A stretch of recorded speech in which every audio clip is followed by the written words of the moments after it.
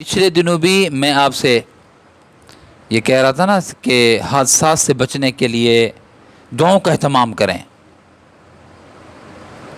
یاد ہوگا ہمارا کیمرہ مین ہے نا نادر بھائی، یہ ماشاءاللہ دیندار بندہ ہے، ہماری مجلس میں آتا جاتا رہتا ہے. کل اس کے ساتھ حادثہ ہوا، ان کے ساتھ حادثہ ہوا. یہ آج خیرات کر رہے تھے، میں نے کہا کہ کس چیز کی خیرات ہے، تو انہوں نے بتایا کہ رات ایک حادثہ ہوا میرے ساتھ، اللہ نے محفوظ کر لیا. گرمیوں کا موسم ہے، پنکھے چل رہے ہیں. کہتے ہیں کہ پنکھا چل رہا تھا، میں نے بٹن آن کیا، جہاں بیٹھا ہوا تھا آ کر وہاں بیٹھا، پنکھا کے نیچے آ کر بیٹھا.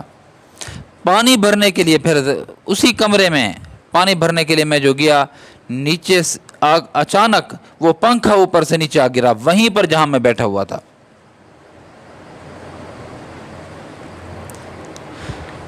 اگر یہ پانی بھرنے نہ جاتے نا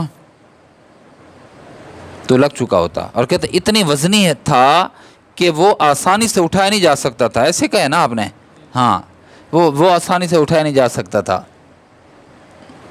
کہتے ہیں اچانک، حالانکہ یہ مغرب کے بعد کی بات ہے، صبح دعا کا اہتمام ہوتا ہے. کون سی دعا پڑھی؟ بسم اللہ الذی، ہاں، ماسمی شین فی الارض ولا فی السماء وہو السمیع العلیم. یہ دعا انہوں نے پڑھی. صبح بھی پڑھنی چاہیے، شام کو بھی پڑھنی چاہیے. کہتے ہیں اچانک میرے ذہن میں آیا کہ میں پڑھوں، تو اللہ رب العزت نے بہت بڑے حادثے سے بچا لیا. بھائی یہ پنکھا اگر کسی چلتا پنکھا بھی نہ صحیح، کھڑا پنکھا بھی یہ کسی پر آ کر گرے، بچاتا ہے؟ نہیں. چلتے تو کتنوں کو دیکھا ہے، چلتے پنکھے گردنیں کٹ گئیں، زخمی ہو گئے، اعضاء کٹ گئے. اللہ نے ہمارے نادر بھائی کو، ملک صاحب کو یہ بچا لیا. یہ خود کہہ رہے تھے بڑے خوش ہو کے کہ حضرت دعا کی برکت ہے، دعا کی برکت ہے، اعمال کی برکت ہے. تو خوش بھی تھے کہ اللہ نے بہت بڑے حادثے سے بچا لیا، اور خوف بھی تھا کہ اگر میرے اوپر گر پڑتا پھر کہتے کچھ بھی نہ ہوتا. میں نے کہا کہ اعمال تم کرو، بال بیکا نہیں ہوگا. دعائے انس کا اہتمام بھی ساتھ ہونا چاہیے نا، دعائے انس، اس کا اہتمام بھی ہونا چاہیے.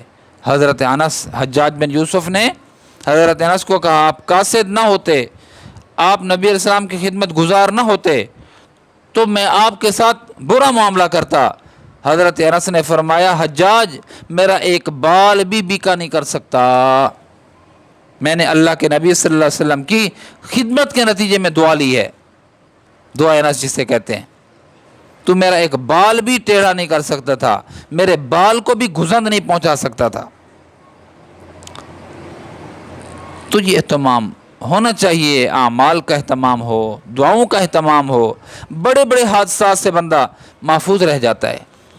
کتنی دفعہ ایسا ہے، گاڑی پہ جا رہے ہیں، لگتا ہے کہ بس ابھی مرے، اللہ نے بچا لیا. اور میں سمجھتا ہوں، میں بھی سمجھتا ہوں اس بات کو کہ صبح شام کے جو اعمال کرتے ہیں نا، اسی کے نتیجے میں اللہ فرشتوں کو مقرر کر دیتے ہیں جو ہماری نگرانی، نگہبانی اور حفاظت کی ذمہ داری اٹھا لیتے ہیں.